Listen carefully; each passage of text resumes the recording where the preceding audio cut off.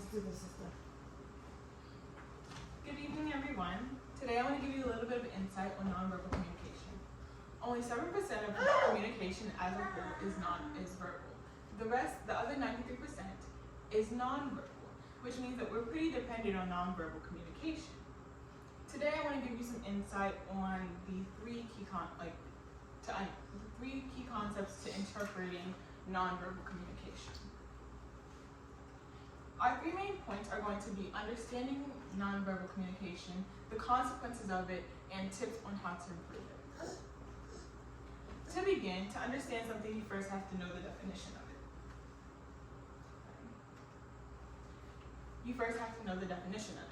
According to Judith Hall's Nonverbal Communication Journal article, she's an essayist and psychology professor. Nonverbal communication is the common denominator of life and the behavior of the face, voice, and body, and anything without linguistic contact. In other words, anything without the words. Her definition provides a psychological, and literal sense and definition of nonverbal communication, showing that nonverbal communication is not only just a way of everybody in the world to interact, animals included, but it is also just anything that doesn't have to do with actually talking. So we use nonverbal communication every day in daily life. We do use it with our actions, our body language, and our facial expressions. What you do is a form of communication. What your face says is a form of communication, and how your body reacts is a form of communication. Now, like everything in life, nonverbal communication is not perfect, and it does have its flaws. Some of these flaws include ambiguity, deception, emotional leakage, and cultural differences. The article and the influence of nonverbal communication on interpersonal relationships, published on the Public University of Texas Permian Basin's website, a university in Texas which provides a degree in communications, says that not all nonverbal cues are as overt as a slap in the face. Ambiguity is shown when there are gestures with double meanings. So a shrug could mean I don't care or I don't know. Two phrases which are not simultaneously intertwined. Then we have deception, which is exuded when nonverbal communication is weaponized and used voluntarily with the purpose of deceiving or playing something off as what it's not. So such as exuding body language that isn't true or genuine to them. Emotional leakage occurs when what you're saying doesn't align with what you actually feel. So when you're saying that you may be content with something, but your body language shows that you're very disappointed or you're not content with it at all. And finally, cultural differences, similar to ambiguity, have different meanings, are gestures with different meanings in different cultures, or similar gestures and similar meanings, but for different cultures. So this may occur with something such as the joke that went around for a while, like the middle finger being the pinky in China. That would be cultural differences in nonverbal communication would show that people in Chinese culture were offended by somebody sticking up their pinky versus people in American culture not being offended by it. Since nonverbal communication is so important and we use it and we depend on it so much, it is important to understand the tips on how to improve it in order for us to not be affected by those consequences and fix it if it were to occur. Renee Rodriguez, a keynote and TEDx speaker, published an article titled "The 3 Secrets of Nonverbal Communication" on the Belfast Telegraph newspaper.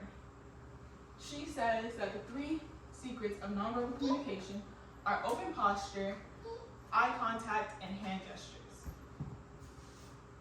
Open posture is really important because it conveys demeanor.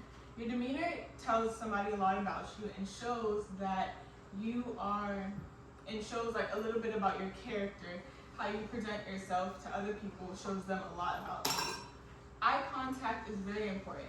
If somebody may not maintaining eye contact or it shows whether or not they have confidence or they have confidence, or maybe they're having a hard time paying attention if they're not maintaining eye contact. And finally, hand gestures. As you can see, I'm talking with my hand right now. Hand gestures show a story, a telling, a visual, but it also helps in grounding. Maybe if somebody has their hands at their side, they're really nervous. Or if somebody has their hands open, palms open, they're relaxed, or just, yeah.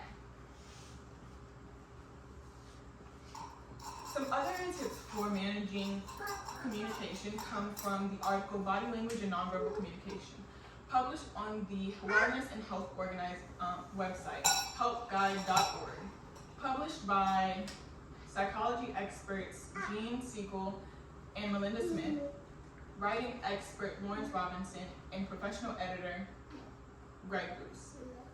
They say that as well as being fully present, you must improve how to verbally communicate. So they give these tips about nonverbal communication and how to understand it. Managing stress. Stress is an emotional blockage. It causes people to not think clearly and to interpret things with an open mind. If you're able to manage your stress levels, you're able to interpret things clearly and with an open mind, which leaves no room for misinterpretation. Then we have developing emotional awareness. Developing emotional awareness allows you to perceive the emotions of others and allows you to read their body language much easier. If you're able to see how somebody's feeling based on reaction alone or just facial expression alone, then you're able to interpret their body language and, again, steer away from misinterpretation. Some more tips, these kind of go hand in hand. Reading body language and not jumping to conclusion. If you're able to read body language with the 3 cues that I mentioned earlier, and you're able to anticipate and connect and look at the whole big picture, then you won't misinterpret body language. You'll be able to connect with them and get an idea of, hey, you were kind of slouched over before and you're kind of spacing out now. So I would assume that you're not really paying attention, you're not really into it. All right. That's just a way that you can better improve how to understand and interpret body language and nonverbal communication so that you and the people around you communicate effectively. And not jumping to conclusions. Don't just assume whatever you see. Think about the big picture. Think about what all has gone on here. What can I infer from everything that has happened? And last but not least, actions speak louder than words. I hope that you all will put this information to good use. Think about the next time that you are in a heated argument with a friend or you're at a dinner table with the family, and think about and look at the full big picture. Again, the biggest things for nonverbal communication is understanding it, understanding the consequences of it, and tips on how to improve it. Remembering these things will make nonverbal communication and interpreting communication as a whole better for you and those around you. Again, nonverbal communication shows that actions speak louder than words. What is shown speaks just as loud, if not louder, than what is said. Thank you and have a good day.